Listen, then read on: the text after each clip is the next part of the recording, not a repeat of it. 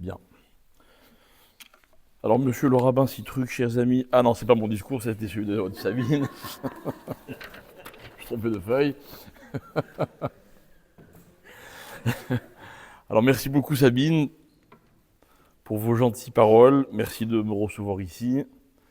Merci de me faire sentir que je suis un membre de la communauté.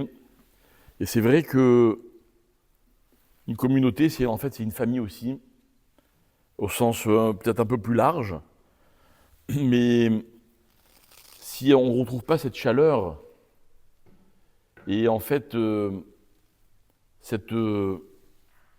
cet accueil qui vient de ce que, dans une famille, on se fait facilement confiance les uns les autres. Et en fait, c'est le but, c'est ce qu'il faut créer dans une communauté. Une communauté, c'est un groupe de personnes qui doit savoir que chacun peut compter sur l'autre, que on se bat pour un même combat, on se retrouve pour un même plaisir, et nous avons un seul et même patron, une seule et même Torah, et vous vous promenez dans toutes les synagogues du monde, et même quand elles sont aussi jolies que celle-là, et c'est rare, eh bien, on y retrouve la même authenticité. Alors, en effet, je suis rabbin de Montpellier, mais également non, mais j'ai du plaisir à visiter toutes celles qui sont autour, et notamment celle de la Grande Motte. Et comme vous l'avez dit, Sabine, c'est ma première visite dans une communauté autre que Montpellier, et c'est un grand plaisir. Et je vous remercie d'avoir tenu à le faire, d'avoir insisté.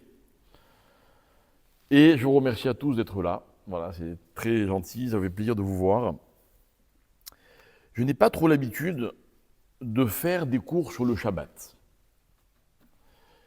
Et je vais vous expliquer pourquoi. Je vais vous donner deux explications. La première explication, elle est plus générale. Vous le savez, le Shabbat est une mitzvah de la Torah. Le Shabbat est une mitzvah pas facile à accomplir.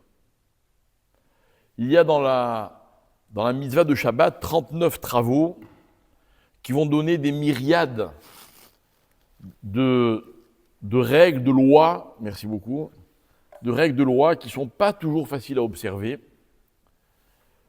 D'un autre côté, le Shabbat est un indice, puisque on va souvent définir, excusez-moi le terme, la religiosité d'une personne par rapport au Shabbat. D'un autre côté, il y a beaucoup de gens qui ont du mal à observer le Shabbat.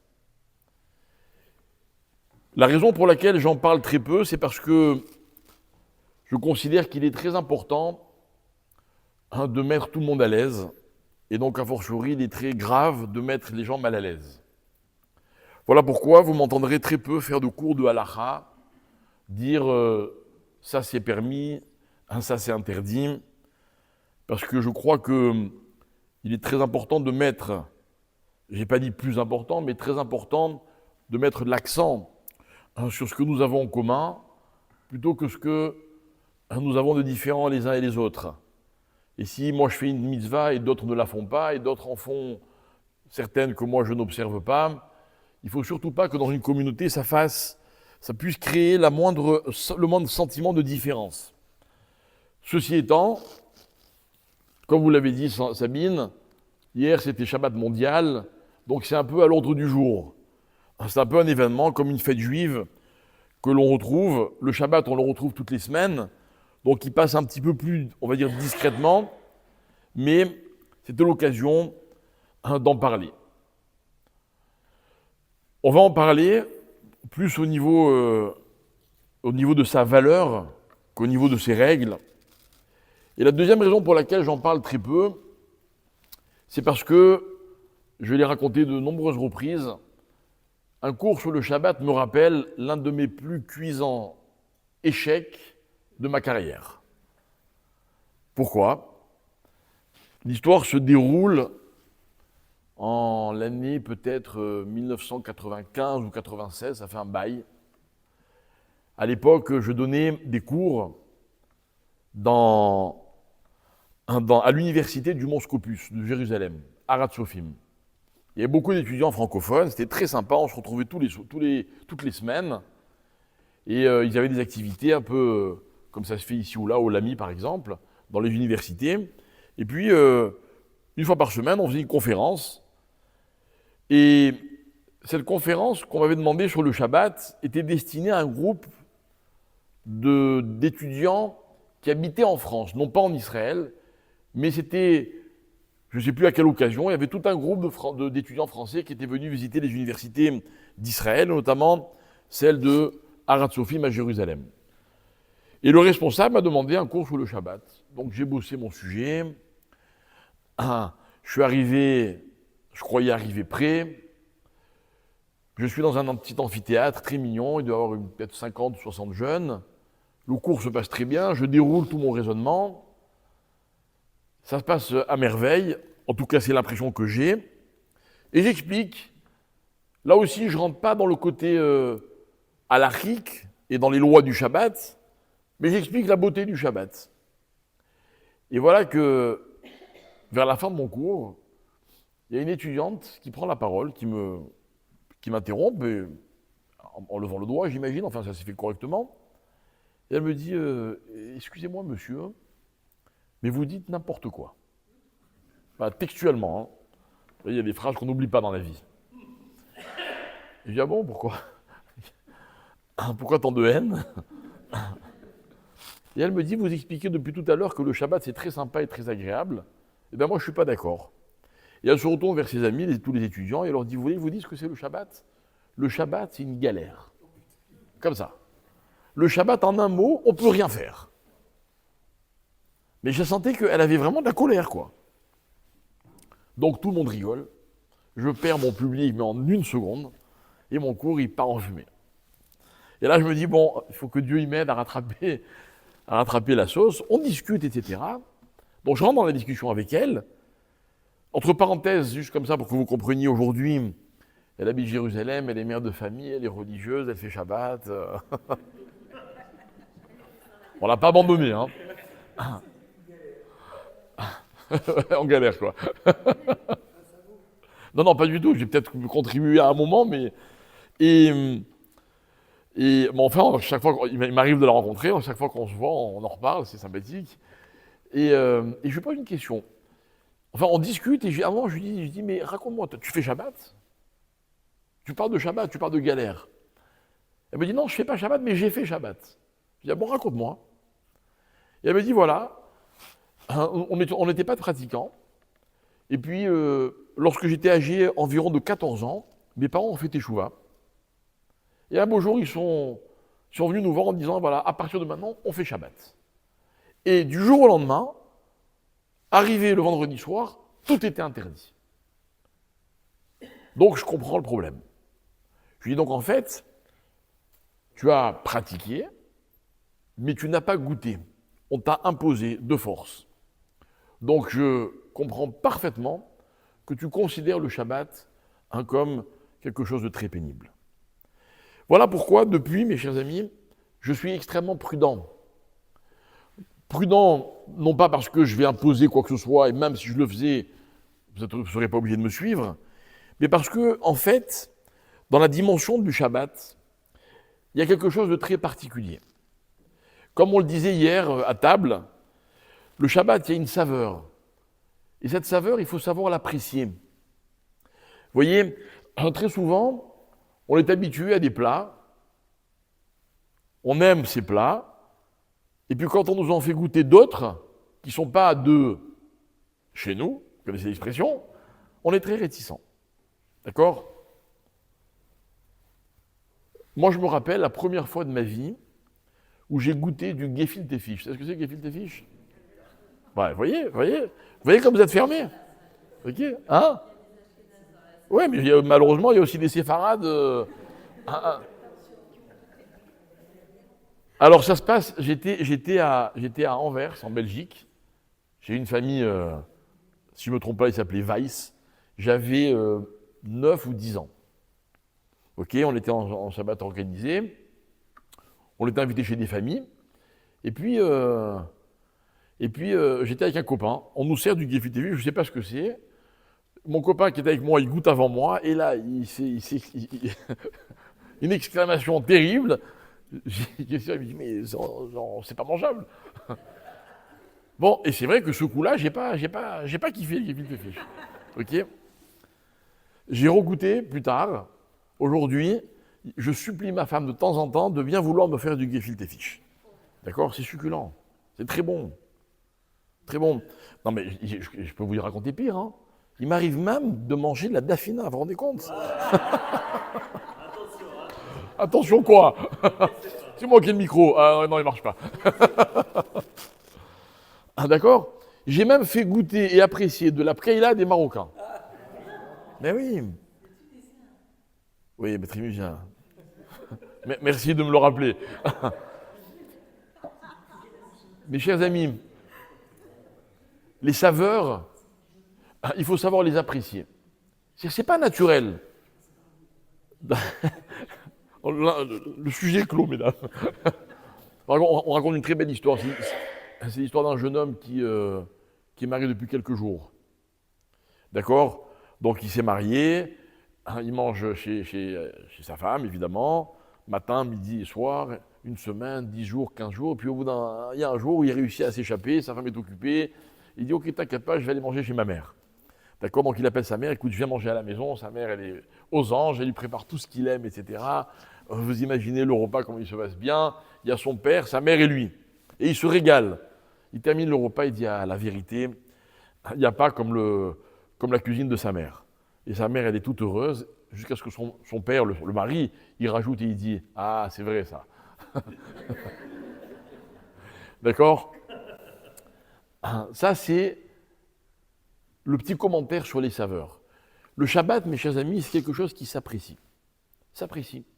Et on ne peut pas en vouloir à quelqu'un qui n'a pas eu l'opportunité non pas de vivre le Shabbat, non pas de respecter le Shabbat, de savourer le Shabbat. Mais encore une fois, le Shabbat, c'est aussi des règles. Mais avant toute chose, on va essayer de revenir à l'origine du Shabbat. À quel moment apparaît le Shabbat? C'est facile. Comment? À quel moment de la création? À quel moment? 7e jour de la création. D'accord? Le 7e jour de la création. Alors d'abord, premier point intéressant, vous savez qu'une journée, c'est un rythme cosmique. Il fait jour, il fait nuit. Un mois, c'est un cycle lunaire. Une année, selon les traditions, c'est lunaire, solaire ou les deux. Mais il n'y a aucune raison pour que la semaine dure 7 jours. Et paradoxe, la semaine de 7 jours a été acceptée universellement par toutes les religions et toutes les cultures. C'est incroyable. Pourquoi? On ne sait pas. Moi, je vous dis la raison, parce que c'est marqué dans la Torah. Parce que Dieu a créé le monde en 6 jours et il s'est reposé le 7e jour. Et en fait, là, il y a une idée sur laquelle, évidemment, il faut s'arrêter. C'est quoi que Dieu s'est reposé? Vous imaginez, vous, Dieu sur un transat, avec un verre de coca bien glacé, une rondelle de citron, les pieds en éventail. C'est quoi il s'est reposé, Dieu? Puis d'abord, il se fatigue, Dieu. Donc, nos Rachamim vont se pencher sur cette expression. Ok, Shabbat va'im nafash, il s'est reposé. Le mot Shabbat, qui veut dire Shvita, qui va donner le mot Shvita, l'ishbot, c'est justement se reposer. Quelle est cette notion de repos dont il est question dans la Torah? Quel est l'enseignement? Et là, mes amis, il y a énormément de commentaires. Je vais vous en proposer un sur lequel on va essayer justement de réfléchir un petit peu. Nos maîtres disent, en fait, le repos de Dieu vient de ce qu'il avait fini de faire, tout ce qu'il avait à faire. Et attention, ne me dites pas que vous comprenez ce que je dis, parce que humainement parlant, il est impossible de ressentir ce sentiment. De se dire, ah ben c'est bon, j'ai fait tout ce que j'avais à faire. Ça n'existe pas. Ça n'existe pas. Mais même si on réfléchit un peu plus, de la part de Dieu, quoi, Dieu il avait tout fini. Mais s'il avait tout fini, le monde se serait arrêté de fonctionner. Que veut dire l'expression des Chachamim? Il avait fini de faire tout ce qu'il avait à faire. Écoutez bien, mes chers amis, parce que tout de suite, les Khamim vont basculer et vont dire d'ailleurs, c'est ça le Shabbat. C'est quoi, c'est ça le Shabbat? Je vais vous expliquer comment on rentre dans Shabbat. Il faut rentrer dans Shabbat en ayant le sentiment qu'on a fini de faire tout ce qu'on avait à faire. Bon, je ne sais pas comment ça se passe chez vous, mais moi, si c'était comme ça que ça se passait, le Shabbat, il ne commencerait pas vendredi au coucher du soleil, d'ailleurs, il ne commencerait pas non plus samedi, ni d'ailleurs le dimanche. Je ne sais pas si dans la vie, on ferait un Shabbat. Ok? J'étais enfant, et je me rappelle, c'était la première fois qu'on voyageait en Israël, en famille. J'étais allé en Israël auparavant, et j'avais 3 semaines, donc j'ai pas beaucoup de souvenirs, ok. Et puis, à l'époque, on voyageait pas facilement en Israël. C'était, quand quelqu'un revenait d'Israël, je me rappelle, on allait le voir, raconte, commencer, c'était un rêve. Et puis un jour, mes parents nous font ce magnifique cadeau, on va aller en vacances en Israël, magnifique. On est à l'aéroport, et puis c'était l'aéroport de Marignane à Marseille, d'accord. Et puis il y avait toute la communauté dans l'avion, je ne sais pas combien de places il avait cet avion, il y avait toute la communauté. Et je me rappelle, j'entends un monsieur dire à un autre, « Ah, t'as fait comme moi, t'as tout laissé sur le bureau et t'es parti ?» Et je me rappelle, j'étais tout petit, elle m'a interpellé cette expression. C'est quoi? J'ai demandé à mon père, ça veut dire quoi, tout laisser sur le bureau et partir? Et il m'a dit, non, tu sais mon fils, des fois, des moments dans la vie, il faut s'arrêter, ok? On abandonne tout et on passe à autre chose. Et cette image, elle ne m'a jamais quitté, parce que je me rappelle de mon père à la Vache à l'Homme, tous les vendredis. Mon père, à la maison, il avait un bureau, d'accord? Et sur ce bureau, il y avait toujours des dossiers, toutes sortes de papiers, etc. Et je le revois tous les vendredis. Il avait il avait une armoire, il y avait une porte avec 2 étagères, et tous les vendredis, il prenait tous les dossiers, il les mettait dans là, il fermait, et le bureau était nickel. Et c'était Shabbat. D'accord? On a tous des tiroirs du Shabbat, d'accord, dans lesquels on fourre tout. Après, on passe 3 heures à les retrouver à la fin du Shabbat. Mes chers amis, c'est symbolique, mais c'est très fort. En fait, c'est quoi Shabbat? Un Shabbat, c'est faire comme si tout était terminé. Comme si tout était terminé. Ça veut dire quoi, faire comme si tout était terminé?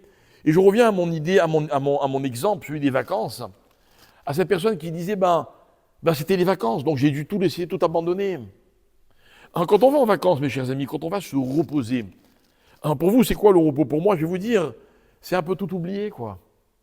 C'est se dire, on va laisser les choses en l'état, on va se consacrer aux vacances, on va penser à autre chose, et puis on verra quand on revient. Et c'est comme ça qu'on se repose dans la vie. Dans la vie, il faut savoir passer à autre chose. C'est extrêmement important pour tous les équilibres que nous allons essayer de créer dans la vie. Je vais vous donner un petit exemple. Cet petit exemple, je le trouve magnifique, je l'adore cet exemple. Et je vais vous le dire, et sachez que dans ma vie, c'est comme un objectif. Parce que c'est simple à dire, mais beaucoup plus difficile à mettre en pratique. Nos maîtres disent, vous savez quelle est la règle du shalom bayit? C'est ce que c'est le shalom bayit? La paix dans le ménage. C'est-à-dire l'harmonie d'un couple. C'est quoi le secret de l'harmonie d'un couple? C'est très simple, mes chers amis, à dire. C'est d'être capable de créer des moments dans lesquels rien d'autre n'existe que nous deux, que le mari et sa femme, que la femme et son mari. C'est incroyable. Rien d'autre. Si vous allez au restaurant avec votre mari, votre femme, et que vous passez la soirée sur votre téléphone, il vaut mieux manger à la maison. Vous faites-vous livrer. D'accord? Mais ce n'est pas un moment que vous aurez passé ensemble. Si vous allez passer un moment avec votre conjoint pour régler tous les comptes, ok, vous n'allez peut-être pas passer un moment agréable, mais vous aurez passé un moment à vous. C'est beaucoup plus important. Vous voyez? Si vous allez pour parler des enfants, là aussi, ça va créer des interférences. Et je demande à chaque conjoint qui m'écoute, ici, maintenant ou ailleurs, est-ce que vous êtes capable, dans votre relation, d'avoir des moments où rien d'autre que vous deux n'existait? Ah, mes amis, écoutez bien ce que je vais vous dire, c'est une nécessité absolue. Il n'y a pas d'harmonie sans cette condition. Il n'y a pas.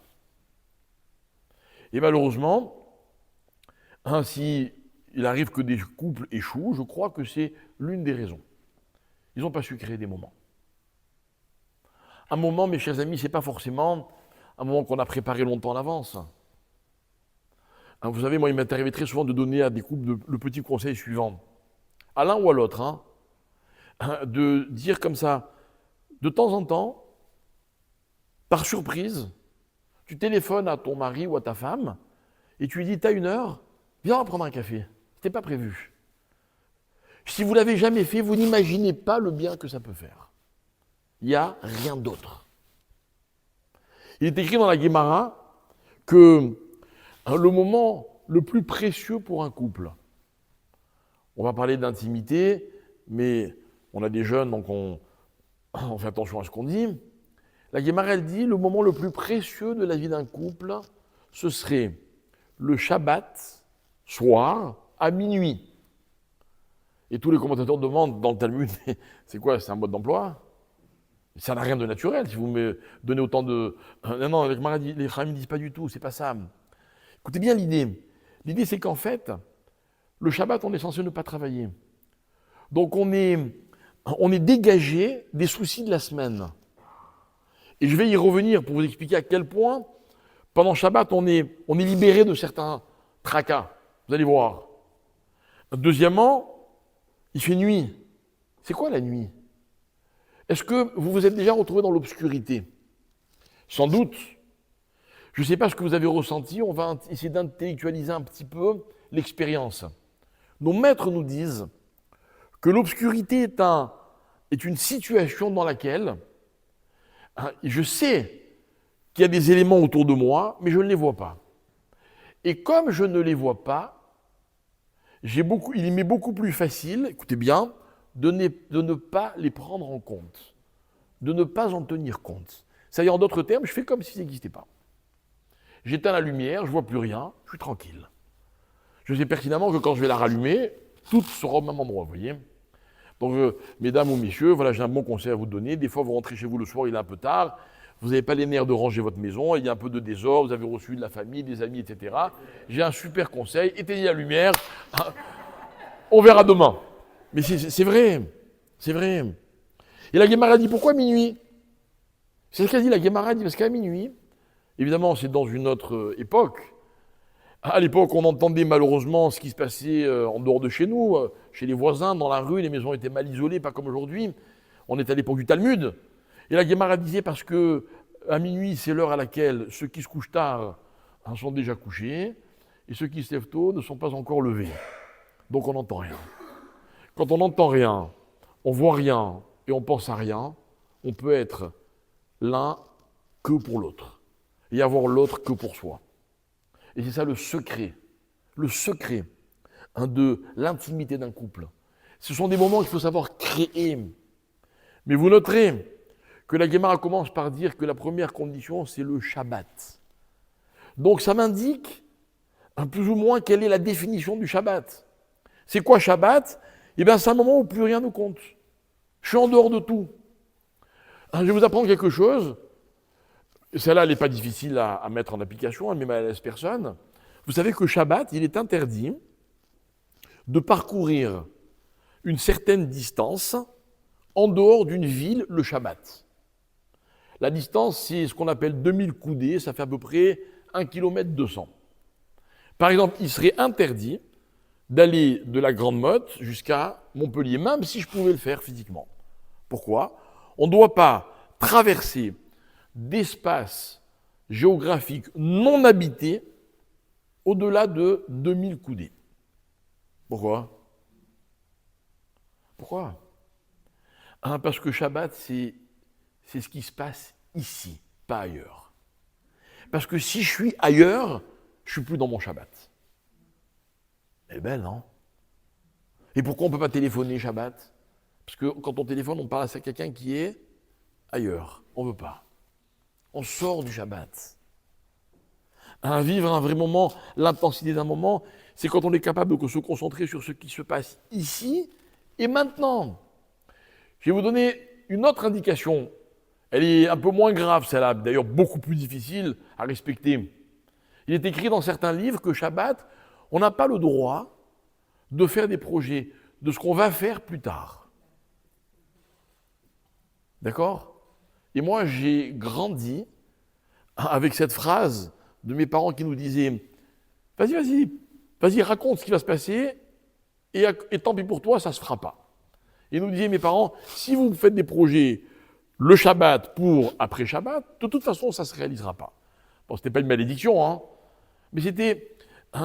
bref, c'était une espèce de leçon de morale.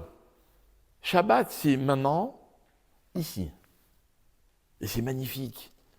Mes chers amis, combien vous avez de moments dans votre vie, évidemment je parle si on ne respecte pas le Shabbat, où ce qui vous intéresse, ce qui vous préoccupe, ce sur quoi vous vous concentrez, c'est sur ce qui se passe ici et maintenant. C'est tellement rare. Tellement rare. Hier, on a parlé de ces retrouvailles en famille. Je vais vous donner un petit exemple, encore une fois. C'est pour réaliser de cette idée-là.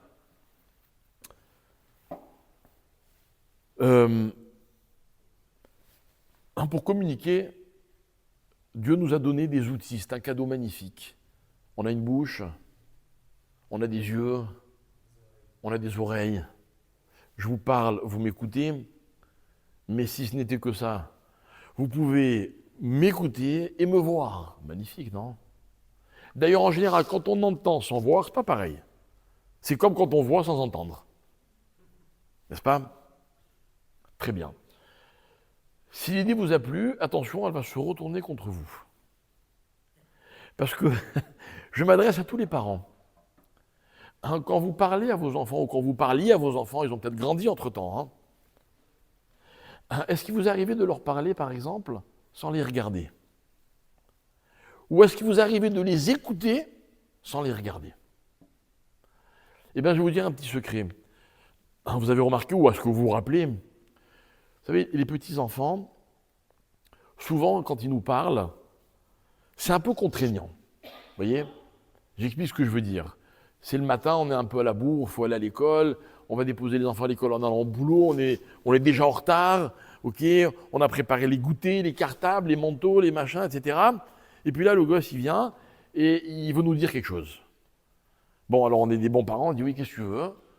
Et l'enfant, il va buter sur les mots, ça va prendre du temps, on ne comprend pas tout de suite ce qu'il veut, et on dit allez. Alors oui, alors ? Et vous savez ce qui se passe dans ces cas-là ? Ça prend encore plus de temps. Eh oui. Et puis quand il a fini de vous dire ce qu'il avait à vous dire, vous avez envie de lui dire, mais tu me l'as déjà dit 4 fois, c'est bon. Tu ne te rappelles pas, tu me l'as dit tout à l'heure, et puis hier. Et l'enfant, il répète. Il y a un petit secret, mes chers amis, très simple. Posez-vous une seule question si vous êtes confronté à cette situation. Si ce n'est plus le cas, ce n'est pas grave. La leçon, c'est la même. Lorsque vos enfants s'adressent à vous, lorsqu'ils vous ont déjà dit ce qu'ils sont en train de vous répéter, ont-ils eu l'impression d'avoir été vraiment écoutés ? Virgule. Est-ce que quand vous les avez écoutés, ils ont pu voir que vous les écoutez ? Est-ce que quand vous leur avez répondu, est-ce qu'ils ont pu voir que vous leur répondiez ? Et la réponse, ne me la donnez surtout pas, je la connais, elle est dramatique. On n'a pas le temps. On ne peut pas tout faire à la fois, quoi. On a beau être des super mamans, ou des petits papas, ok, on fait ce qu'on peut, quoi. On leur tourne. Quoi, il faudrait qu'on arrête tout, qu'on pose tout, et qu'on donne à nos enfants nos yeux, nos bouches et nos oreilles. Mais enfin, je voudrais pas vous nous en demandez trop. Et là, je vous réponds, c'est pas moi qui vous le demande, c'est eux qui vous le demandent. Et si vous ne leur donnez pas, ils ne sauront pas, eux, si vous avez entendu ou pas. C'est pas parce que vous leur avez dit oui, d'accord, ou on verra demain, qu'ils ont obtenu une réponse. Pas du tout. D'ailleurs, vous remarquerez une chose quand vous parlez à vos enfants, quand vos enfants vous parlent, excusez-moi, c'est pas d'une réponse qu'ils ont besoin. C'est d'être écoutés. Et moi, je sais de quoi je parle parce que les parents, c'est un peu comme les rabbins. Quand les gens viennent vous voir, je suis sûr que ce n'est pas que les rabbins, il y a ici des responsables communautaires, des gens qui ont l'habitude d'écouter les autres. Que veulent les gens qui viennent vous voir ? Pour que vous les écoutiez. Ils ne sont pas idiots, ils savent très bien que vous n'avez pas toutes les solutions à tous les problèmes. Mais quand vous écoutez quelqu'un, et je suis sûr que ça arrive à tout le monde, vous avez déjà résolu une énorme partie de son problème, à une condition, c'est que vous vous concentrez sur ce qui se passe ici et maintenant. Et ça, mes chers amis, c'est le Shabbat. Le Shabbat, c'est ça. Pourquoi le Shabbat, il ne faut pas porter, par exemple? Vous comprenez, c'est très contraignant. Très contraignant. Parce que il faudrait qu'on n'ait même pas besoin d'amener quelque chose d'un endroit à un autre endroit. Incroyable. J'arrive à la synagogue, et ben le talit que je trouve, le livre que je trouve, c'est le livre et le talit avec lequel j'ai prié. Point, c'est tout. J'amène rien d'ailleurs. Rien d'ailleurs, c'est fou. Je ne fais pas de projet, je ne me projette pas. Je ne me déplace pas trop géographiquement. C'est paradoxal parce que dans une même ville, je peux faire 10 km si je veux, il n'y a aucun problème. J'ai le droit d'aller de Castelnau à, je ne sais pas d'ailleurs, Latte, je crois qu'il n'y a pas de...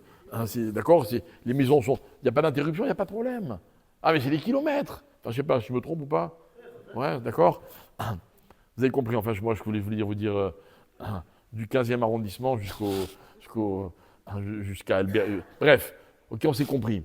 Et en fait, c'est parce que les règles, elles ne sont pas toujours dans les définitions qu'on est en train de leur donner, mais elles sont révélatrices de grandes idées. Et la grande idée du Shabbat, c'est celle-là. Dieu se repose. Pourquoi est-ce que Dieu se repose? Il a voulu montrer au monde, écoutez bien, que le monde ne pouvait fonctionner, que l'humanité ne pouvait fonctionner que si elle était capable d'avoir des moments dans lesquels elle a le sentiment que tout est fait. Que ce qui est important, c'est ce qui se passe ici et maintenant, et rien d'autre. Et sur cette base-là, on va créer des familles. C'est ça une famille, mes chers amis. C'est ça, un moment, et on en a tous vécu, on en vit tous, heureusement. Vous savez, ces moments dont on voudrait qu'ils se terminent jamais. C'est quoi un moment comme ça? Il est beau, on n'a pas envie que ça s'arrête. Qu'est-ce qui fait que ce moment il est tellement beau et qu'on n'a pas envie qu'il s'arrête? Eh bien, c'est parce qu'on a envie de rester dans ce qui se passe ici et maintenant, vous voyez? Et le maintenant, on voudrait qu'il soit extensible. Mais mes amis, c'est ça donner une vraie dimension au temps, au moment.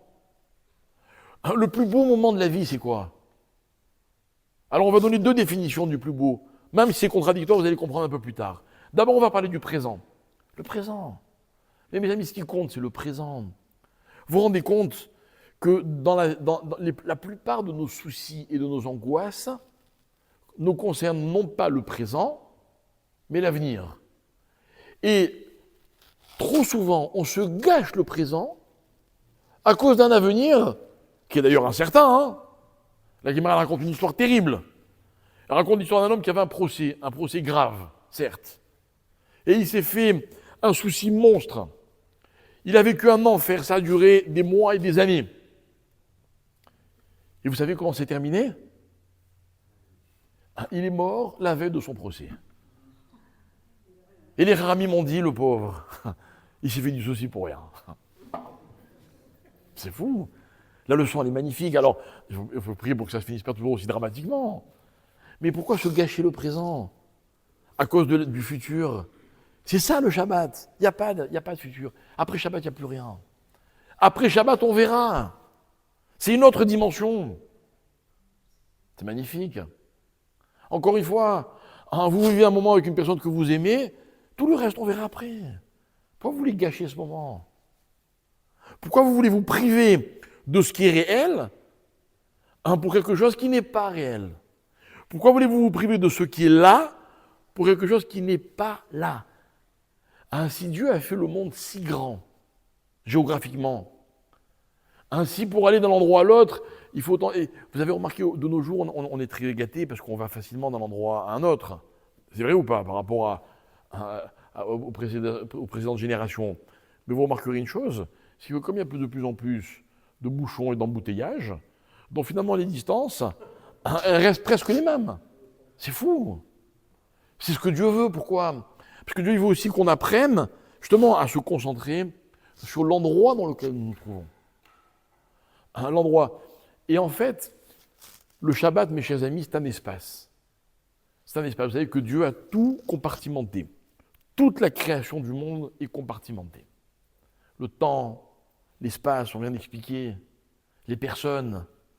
Vous avez parlé de la famille, les cellules, les communautés. C'est très important. Moi, j'ai jamais quitté quelqu'un qui disait « Chez nous, on avait l'habitude de… » C'est très important. Très important. Un jour, quelqu'un est venu me voir et m'a dit « Mais vous ne croyez pas que ça se passe en Israël ? Aujourd'hui, on est tous en Israël, ça y est, il faut arrêter les chez nous et les minagim. » Je lui dis « Pas du tout. Pas du tout, au contraire. La spécificité, elle me valorise. J'adore dire chez nous, c'est pas comme ça. Ça me donne de l'importance. C'est pas grave. Évidemment, à condition que je sache passer outre. Mais vous savez, moi, il m'est arrivé un truc dans la vie, un truc de fou, peut-être ça vous est arrivé aussi. J'ai épousé une femme qui était d'une autre famille et d'une autre communauté. Et il a fallu qu'on se fasse. Et combien de fois on s'est dit chez nous, dans ma famille, on ne fait pas ça. Hein. On se l'est dit, et c'est pas grave. Ça ne nous a pas empêché de fonder un foyer. Mais chacun, avec sa fierté, ses valeurs, qu'on finalement, on a fini par mettre en commun, vous voyez. Ça prend du temps, c'est pas du jour au lendemain. Mais c'est cette richesse qui fait qu'en même temps, on crée un nouvel espace, riche de tous ses antécédents, ok, et qui nous permet de vivre cette expérience. Alors, mes chers amis, la deuxième dimension du Shabbat, que je trouve aussi magnifique, vous comprendrez que je suis amoureux du Shabbat. Je sais que je ne suis pas le seul, mais je vais vous expliquer pourquoi je suis amoureux du Shabbat. Parce que j'ai l'impression que chaque Shabbat, c'est une chance unique qui m'est donnée. Je vous dis la vérité. Par exemple, tous les Shabbats, j'espère faire la plus belle sieste que j'ai jamais fait. D'accord ? Il y a des Shabbats comme celui-là où c'est un échec total. Okay, là, ils sont de plus en plus courts. Alors on se dit, bon, c'est pas grave, le vendredi soir en hiver, on peut faire une grande nuit. Vous voyez, et tous les soirs, vendredi soir, on traîne, on discute, on se couche tard. Bon, enfin, il y a d'autres choses beaucoup plus importantes. Hein, okay, mais écoutez bien, le Shabbat, et là où je vais juste un petit peu rentrer dans la halakha parce que c'est important, hein, il est interdit le Shabbat de cuisiner. Ok ? Ça veut dire quoi cuisiner ? Très rapidement, il est interdit c'est-à-dire de faire passer un aliment d'une situation de non comestible à comestible. Ok ? Alors, l'exemple le plus fréquent, c'est la cuisson. Il y a des aliments crus, ils ne sont pas mangeables, et cuits, ils sont mangeables. Donc, on n'a pas le droit de cuire le Shabbat. Mais il y a encore plein d'autres choses. D'accord ? On s'est promis qu'on ne parlait pas de halakha, c'était juste pour l'idée. Et la Guémara, elle dit une très belle phrase. Simple, mais, comme on dit, claire, nette et précise. Mais en fait, cette phrase, mes chers amis, ça va être un programme. On va la sublimer, cette phrase. La Guémara, vous savez ce qu'elle dit ? Elle dit, je vais vous le dire en hébreu, c'est trop beau, Mishetarach be'erev Shabbat, yochal be'Shabbat. Celui qui s'est fatigué la veille de Shabbat, eh ben, il aura de quoi manger le Shabbat. Ok ? Il y en a un qui en a fait une fable, qu'on appelle la cigale et la fourmi. Et oui, dans laquelle la fourmi, elle dit, il fallait le préparer avant, quoi. Je crois qu'il l'a inventé. Tout est marqué chez nous, c'est vrai en plus. C'est incroyable quand vous étudiez La Fontaine. Je n'ai pas étudié beaucoup d'auteurs dans ma vie, hein. Je vous dis franchement, j'ai pas trop le temps. Un jour, il y a comme ça, j'étais ami avec un ambassadeur de France en Israël. Et un jour, il m'a parlé il a cité une référence dans les évangiles. Ok ? Et je vous avoue mon ignorance, j'ai pas su compléter sa phrase. Et il m'a dit, vous n'avez jamais étudié les évangiles ? Monsieur le rabbin ? Je lui dis non. Il m'a dit, vous devriez. Je lui dis, ok, je vous fais une promesse. Je lui dis, voilà, je m'engage. Dès que j'aurai fini d'étudier la Torah, j'étudierai les évangiles. Il était tout content, et moi encore plus. On a réglé le problème. Ok ? Bien. Mais j'ai étudié La Fontaine, j'étais à l'école, un petit peu, pas beaucoup aussi. Ok ? Et à l'école, on m'a appris les fables de La Fontaine. Fable après fable, je vous trouve la référence dans le Talmud. C'est incroyable. Donc, dans la Guémara, il est écrit, celui qui s'est fatigué avant Shabbat, eh ben, il aura de quoi manger Shabbat. C'est logique, puisqu'on n'a pas le droit de cuisiner Shabbat. Celui qui a cuisiné avant, il a de quoi manger. Celui qui n'a pas cuisiné avant, il n'aura pas de quoi manger. D'accord ? Évidemment, cette phrase, elle veut dire beaucoup plus que cela. Cette phrase, elle vient nous apprendre, mes chers amis, dans la vie, que tout ce qui se vit dépend d'une préparation. Et tout événement qui n'a pas été préparé ne peut pas être vécu dans toute sa dimension. C'est pas possible. C'est pas possible. Vous savez, quand j'ai commencé à faire des cours, c'était il y a pas mal de temps, hein, la première chose que mon père m'a dit, c'est que j'étais formé à bonne école, certes, mais il était sévère, mon père. Hein, ok. La première chose qu'il m'a dit, je t'interdis de donner un cours sans le préparer. Je vous assure qu'à l'âge que j'ai, je pourrais donner des cours sans les préparer. Mais on m'a interdit. Pourquoi? Pas parce que je n'aurais pas quoi dire, parce qu'on n'arrive pas à une expérience de la même manière si on ne s'est pas préparé. Et vous savez ce qu'il m'a appris un jour? Il m'a dit, quand je dis préparer, ça ne veut pas dire préparer ce que tu vas dire. Tu peux improviser. Ça veut dire qu'en fait, il faut que tu te prépares. Et moi, je le voyais des fois, il étudiait un texte dans le Talmud, traité de ceci, et puis quand il a commencé son cours, il parlait d'autre chose. Je lui dis, mais c'est bizarre, je t'ai vu préparer autre chose. Mais non, je me suis préparé. Magnifique. Vous voyez, la notion de préparation, c'est pas forcément de préparer la chose, c'est d'être prêt. Prêt. Alors évidemment, quand il s'agit de cuisine, il faut préparer à manger. Mais c'est une règle qui est universelle. Et en fait, dans cette règle, il y a aussi le programme du Shabbat. C'est quoi le programme du Shabbat? C'est le résultat de ce qu'on a préparé pour Shabbat. Et la Gemara nous raconte une très jolie histoire, je l'aime beaucoup.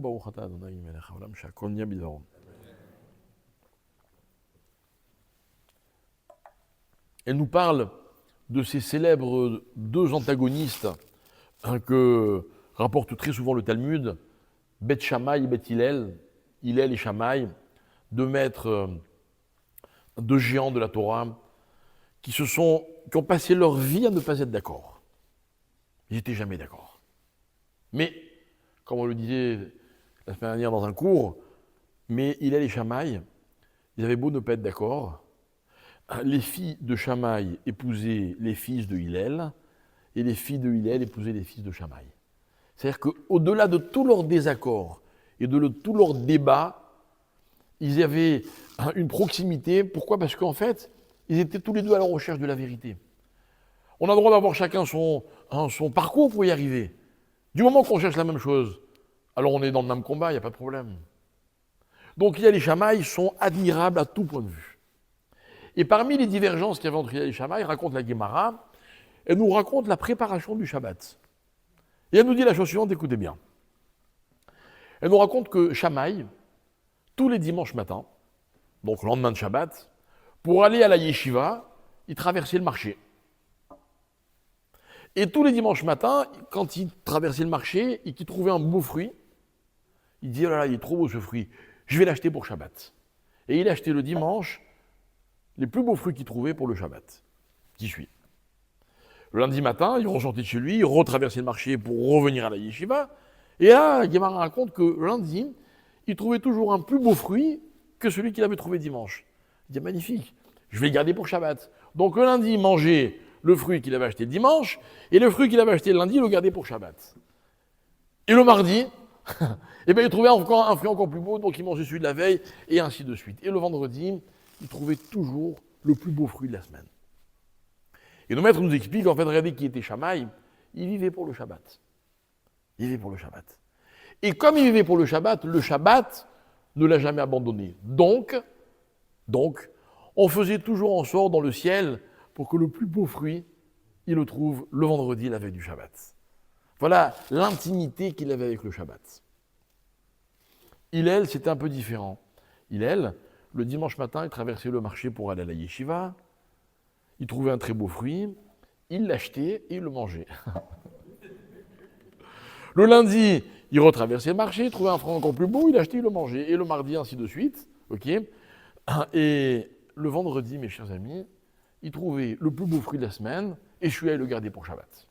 Donc dans l'histoire, on a deux mystères. On ne sait pas ce que mangeait Shammai le dimanche et ce que mangeait Hillel le vendredi, mais on s'en fout. D'accord? Alors il y a deux approches. Pourquoi on a demandé à Hillel, mais quoi, tu ne te prépares pas au Shabbat, toi? Tu attends le vendredi pour te préparer, le dernier moment?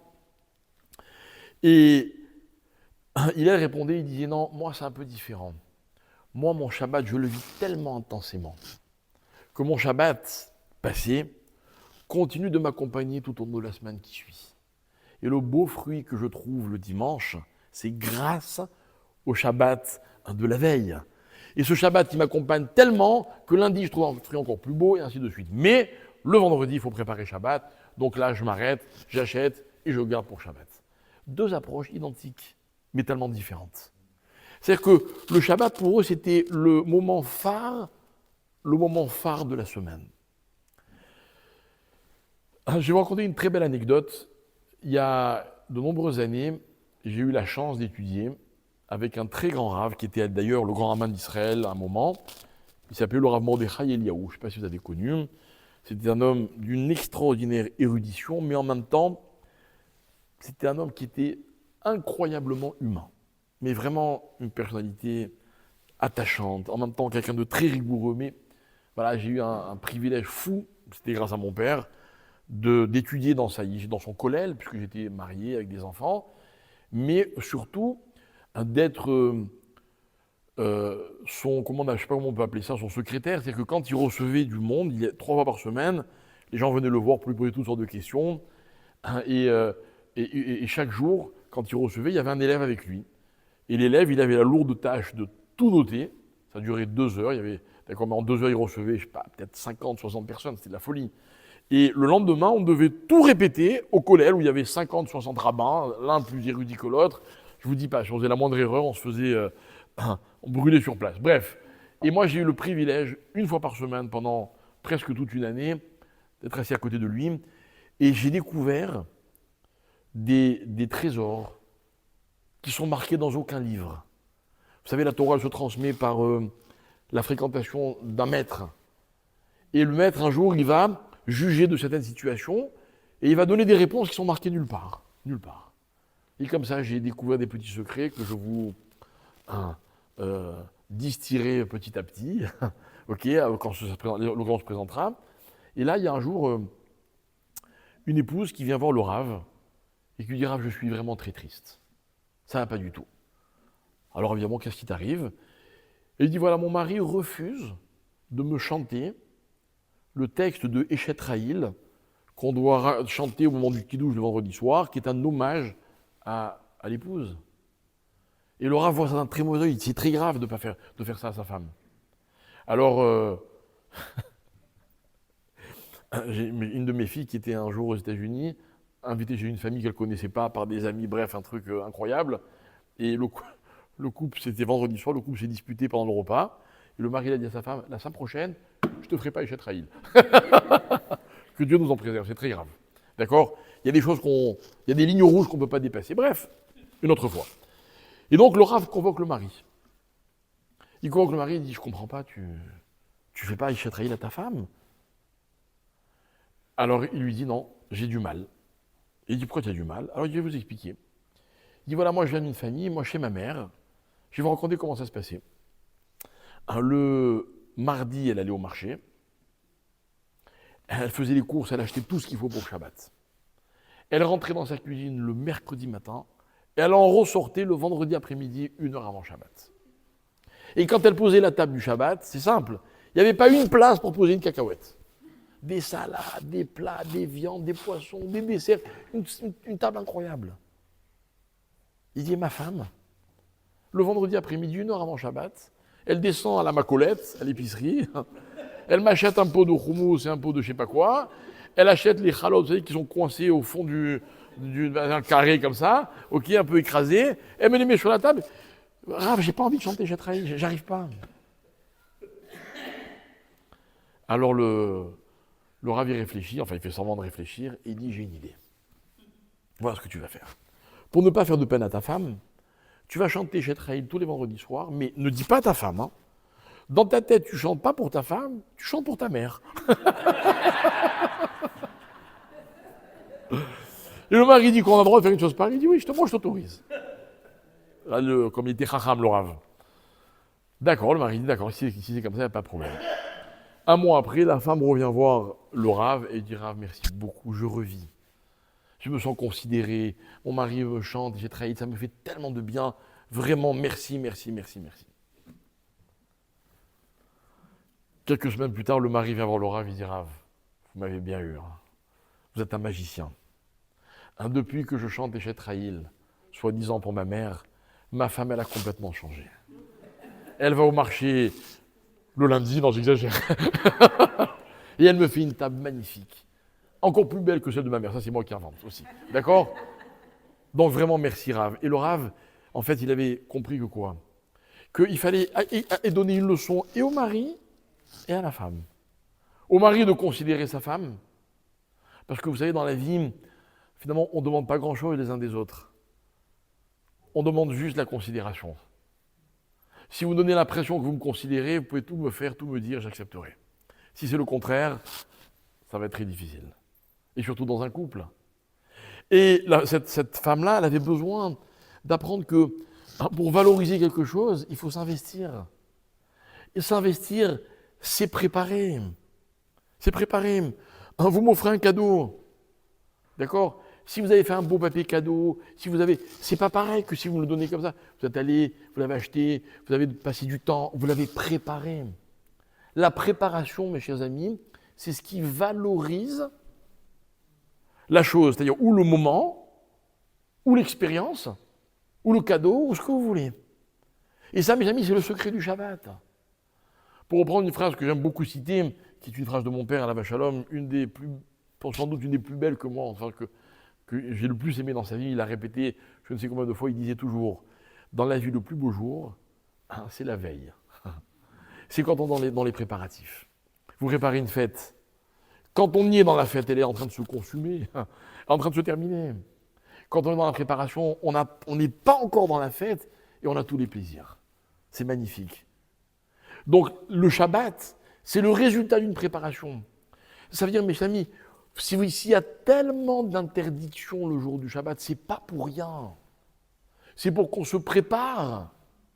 C'est pour que quand on arrive au Shabbat, on soit épuisé.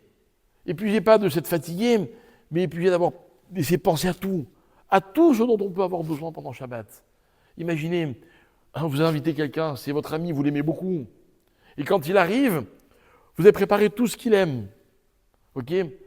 C'est pas pareil que si, quand il arrive, vous dites attends, bouge pas, je vais aller te préparer ce que tu aimes. Ça n'a rien à voir. Rien à voir. Moi, je sais que très souvent, ma femme me dit, on est en train de manger, elle me dit, tu veux que je te prépare quelque chose encore? Je dis non. Ce que tu as préparé, c'est ce que je mangerai, je veux rien d'autre. Je veux rien d'autre. Quand c'est elle, parce que quand c'est moi qui prépare à manger, c'est pareil. C'est arrivé en... Bon. Okay. Je cuisine tellement mal qu'on me dit, bon, reste, on va te préparer, nous. Ok? Mais c'est vrai que la préparation, c'est ce qui valorise la chose. Alors, mes amis, je voudrais terminer avec une dernière petite idée. Parce que dans les parachutes qu'on lit en ce moment, il est question, et on parle beaucoup d'Abraham. Et la semaine dernière, on a eu un double événement. On a eu la paracha de Lech Lecha, lorsque Dieu a dit à Abraham, va, marche. Et on a eu la Iloula de Rachel Imenu. D'accord? Vous savez qui c'est Rachel? Rachel, c'est l'épouse de Yaakov, mais qui a un destin très particulier. Yaakov est fou amoureux d'elle depuis le premier jour. Et il se fait avoir. Parce que le père de Rachel s'appelle Lavan, c'est un grand voyou. Et il lui dit, voilà, je vais épouser ta fille Rachel. L'autre lui dit, pas de problème, tu travailles 7 ans, je te la donne. Il travaille 7 ans. Et voilà que pendant la cérémonie, il échange Rachel contre Léa. Et Yaakov, une fois qu'il l'a épousée, il se rend compte que ce n'était pas la bonne. Et il s'est fait avoir. Il garde Léa. Et en fait, Yaakov se doutait que Lavan, le beau-père, allait essayer de l'arnaquer. Il avait fait un code avec Rachel. Quand Rachel a vu qu'on prenait sa sœur pour l'amener à la choupa, elle a eu tellement de peine pour elle qu'elle lui a donné les codes. Et voilà comment Yaakov s'est fait avoir. D'accord? Mais on dirait au début qu'elle n'est pas récompensée. Parce que finalement, elle épouse Yaakov, et Léa va avoir des enfants, et Rachel n'a pas d'enfants. Elle en est meurtrie. Et Yaakov aussi, c'est la femme qu'il aime. Et voilà que finalement, elle va avoir un premier enfant, Yosef, et puis un deuxième, mais un comble de la tristesse, en mettant au monde son deuxième enfant, malheureusement, elle va mourir en couche. Et Yaakov l'enterre, là où ça se passe. Écoutez bien, Yaakov est à quelques kilomètres du fameux tombeau des patriarches, là où il a sa place et celle de son épouse. D'ailleurs, lorsqu'il va mourir, il va demander à son fils Yosef, roi d'Égypte, prends ma dépouille et va m'enterrer en Israël, à Hebron, dans le Marat Marpella, le caveau des patriarches. Et lorsque Yaakov demande cela à Yosef, il anticipe et lui dit, je sais que tu as envie de me poser une question. Tu as envie de me demander pourquoi moi, je n'ai pas enterré ta mère dans le tombeau des patriarches. Ça aurait été logique. Je l'aimais, donc j'aurais dû choisir qu'elle soit enterrée avec moi. Tu n'as jamais osé me le demander, mais je sais que tu te poses la question. Il dit, je vais te répondre. Et la réponse, c'est que, elle est double, la réponse, c'est une seule et même réponse. Il lui dit, c'est Dieu qui m'a demandé de l'enterrer là-bas, là où ça s'est passé, à Bethléem. Mais en réalité, Dieu l'a demandé parce que Rachel le lui avait demandé à Dieu. Rachel voulait être enterrée à Bethléem. Vous savez ce que c'est Bethléem? Bethléem, c'est la frontière d'Israël, pas de nos jours, ok, mais dans les frontières de la Torah. Et Rachel dit à Dieu, écoutez bien, c'est magnifique, elle dit à Dieu, je ne veux pas être enterrée en Israël, je veux rester à la frontière. Je veux être comme cette maman qui refuse de rentrer chez elle tant que tous ses enfants ne sont pas rentrés au bercail. Elle l'attend à la porte. Elle nous attend, mes chers amis. Et tant que le dernier des Juifs ne sera pas revenu en Israël, Rachel ne rentrera pas en Israël. Quelle force! C'est ça, une mère. Cette histoire, mes chers amis, on la lit le 2e jour de Rosh Hashanah. C'est pour moi la plus belle haftara de l'année. Celle de l'histoire de cette maman. Parce que nos mères, vous savez, la condition féminine dans la Torah, on n'a pas attendu qu'on vienne nous donner des leçons. On a toujours expliqué dans la Torah que tout ce que nous sommes, c'est grâce peut-être aux enseignements de nos pères, mais aux leçons de nos mères. Elles ont incarné ce que nos pères nous ont enseigné. Elles n'avaient pas besoin de texte, elles. Vous avez remarqué, nos grands-mères, elles étaient souvent pas très érudites, mais elles savaient mieux que tout le monde. Je ne raconterai jamais assez que si mon père est devenu religieux, il ne l'était pas au départ. Il a fait du chemin, hein. C'est grâce à sa grand-mère, qui ne connaissait rien, aucun texte. Mais tous les matins, elle priait devant sa mezouza, et tous les vendredis soirs, elle disait, j'ai oublié comment ça se dit en arabe, elle le disait en arabe, va à la synagogue, mon fils. Et elle a tellement dit qu'un jour, il est allé. Et il n'est plus jamais ressorti. Okay, mais c'est grâce à sa grand-mère. Et nous, c'est pareil, c'est grâce à nos mères, à nos matriarches. Et si un jour, on revient tous en Israël, il y aura le Mashiach, évidemment, mais ce sera grâce à Rachel, elle nous a attendus. Rachel, écoutez bien, elle a demandé à être enterrée en chemin, Baderer. Et Yaakov dit à son fils Yosef, oui, c'est vrai, ta mère, je l'ai enterrée en chemin. Et tu peux me le reprocher, mais sache que ce n'est pas moi qui ai décidé. Et on va s'arrêter, on va focaliser sur ce mot-là, en chemin.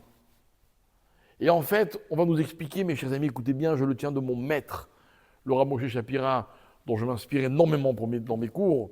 Il disait la chose suivante. Il disait, Rachel, elle a donné la définition des Juifs jusqu'à la fin des temps. Elle a dit jusqu'à la fin des temps, les Juifs, ils seront en chemin. On est tous en chemin. On est en chemin. Vous venez d'où? Hein?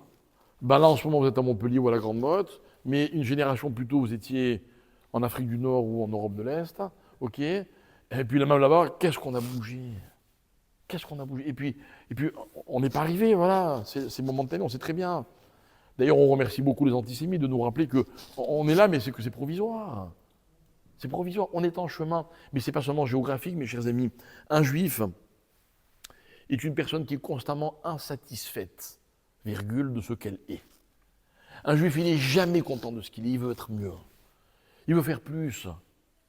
D'ailleurs, les juifs se disputent, vous savez pourquoi? Ce n'est pas des vraies disputes, hein, parce que chacun pense que lui, il sait mieux que l'autre. Et il aimerait que les autres sachent aussi bien que lui. Parce qu'entre-temps, lui, il saura encore mieux. On est là pour évoluer.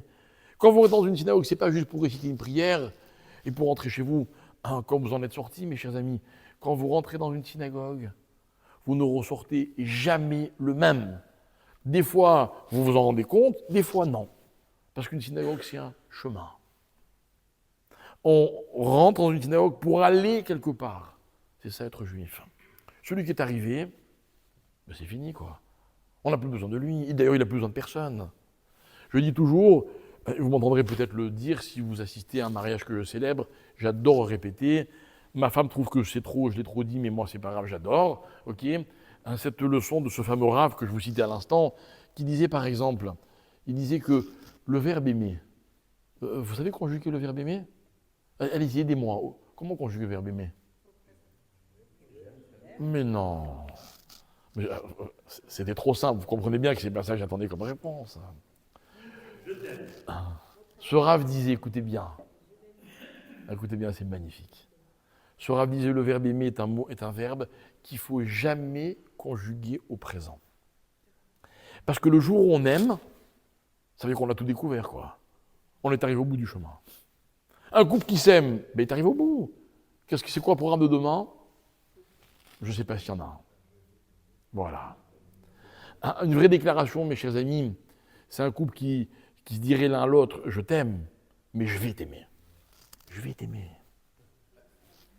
Moi, j'ai une de mes filles. Non, mais c'est vrai. Il y a des chanteurs qui sont inspirés de la Torah, je savais. Ils nous piquent tout. Bon, vous voyez qu'on n'a pas les mêmes références, mais c'est pas grave, On va apprendre à se connaître, ok? Toujours est-il que c'est un programme. C'est un programme. Expliquez-moi comment un couple peut vivre pendant 50 ans, 60 ans. Il y en a. Comment ils font beaucoup pour vivre ensemble? Je vais vous dire comment ça fonctionne.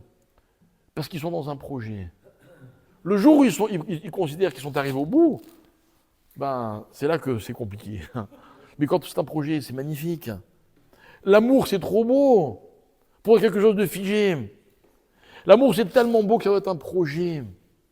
Vous comprenez? Le peuple juif, il est badéraire. Et Rachel a dit, comme mes enfants sont en chemin, je veux être enterré en chemin. Je les attends là. Parce que toute l'histoire du peuple juif, elle a commencé comme ça. Dieu dit à Abraham, va. Où? Je te dirai.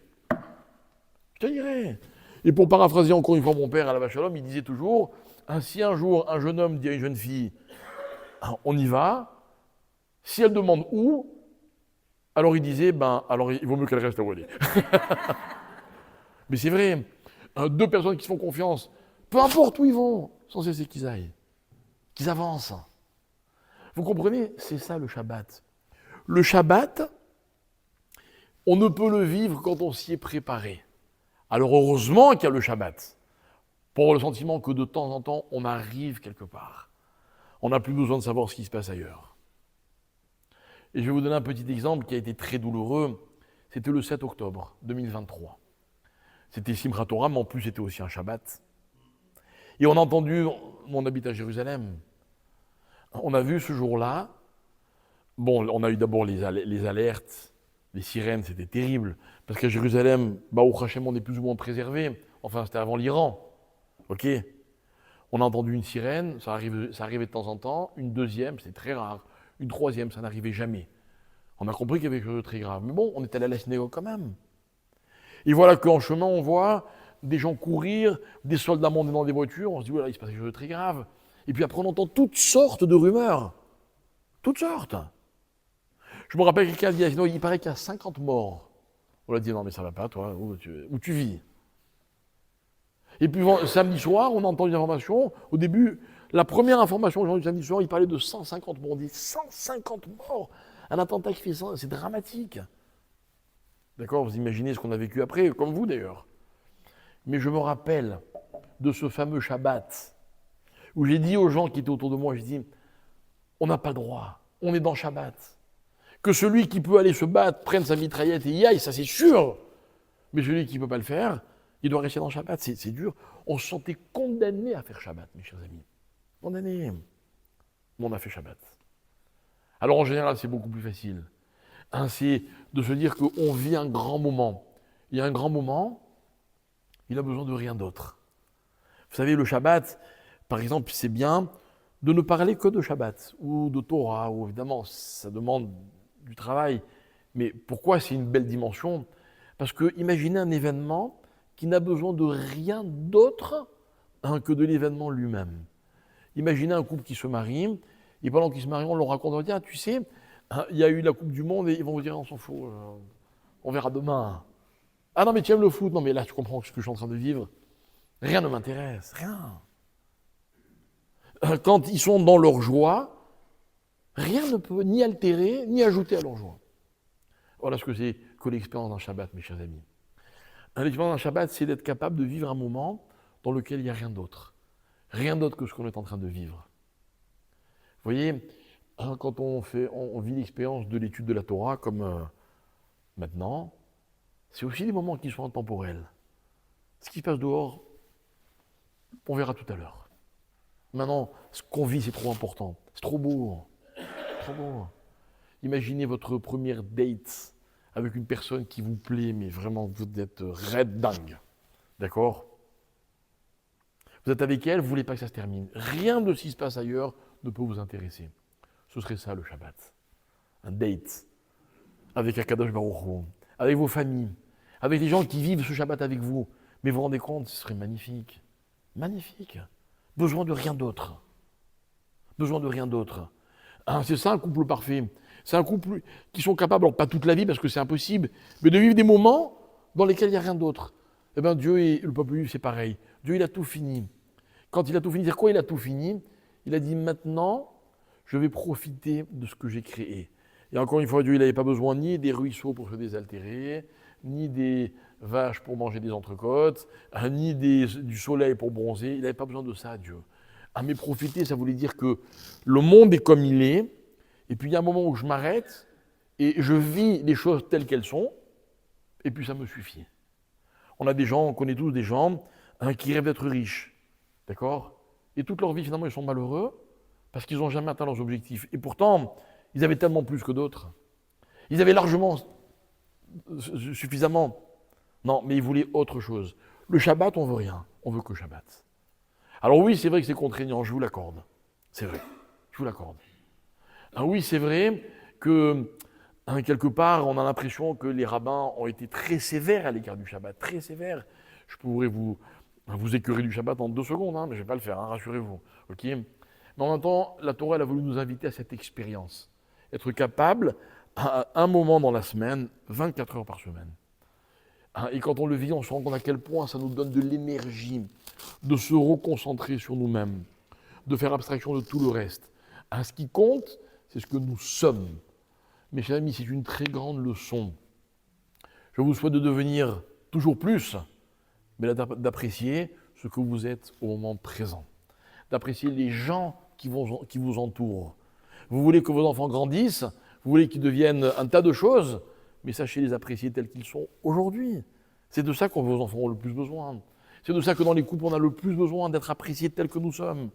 C'est de ça que nous avons besoin dans les communautés. Quelqu'un dans la communauté, il a des défauts, comme tout le monde, mais on est content de le voir, il fait partie de la communauté, c'est important. Il a sa place. Quand il n'est pas là, il y a un vide, il nous manque. Le Shabbat, il est régénérant. Le Shabbat, c'est ça le vrai repos. On se retrouve à soi-même. On se retrouve dans notre intimité, l'intimité familiale, communautaire, l'intimité du couple, toutes les dimensions que vous pouvez imaginer. On se retrouve tel qu'on est soi-même, on apprend à s'accepter, à se vivre, à s'apprécier. Et finalement, c'est ça être juif. Voilà, toute la Torah, mes chers amis, c'est un long parcours compliqué, très difficile. On vous dira, celui qui vous dira le contraire, c'est un menteur. Elle est difficile, la Torah. Mais vous savez, qu'est-ce que la Torah vous enseigne? Si je devais le dire en une phrase, elle vous enseigne à être vous-même. Elle vous montrera toujours de quoi vous êtes capable. Où on vous attendait. Des fois, vous réussirez, des fois, vous faillirez. C'est pas grave, c'est ce que vous êtes. Et ce que vous êtes, c'est ce qu'il faut savoir apprécier. Et le Shabbat, c'est un moment qui me donne cette chance et cette opportunité. Voilà, mes chers amis, c'est un moment que j'aurais voulu ne pas pouvoir terminer. Voilà. Mais il faut que le terminer quand même. Merci beaucoup de m'avoir écouté, de m'avoir accueilli. J'espère qu'on en passera d'autres, si Dieu veut, tous ensemble. Et en tout cas, encore une fois, je ne sais pas quand j'arrêterai de le dire, mais en tout cas, pour l'instant, c'est encore tout beau, tout neuf. Et je souhaite que ça le reste. J'ai énormément de plaisir à vous retrouver, à être avec vous. Pour l'instant, c'est vrai que je dois un peu m'absenter parce que si je vous montre les WhatsApp que je reçois le samedi soir et le dimanche de ma communauté à Jérusalem, mais bon, il va falloir qu'ils apprennent à s'habituer, que j'arrive à organiser correctement la vie de mes enfants. Mais voilà, sachez que chaque fois que je pars, c'est un déchirement et que quand je reviens, c'est un grand plaisir de vous retrouver. Shavuot Tov et que des bonnes nouvelles si tu veux.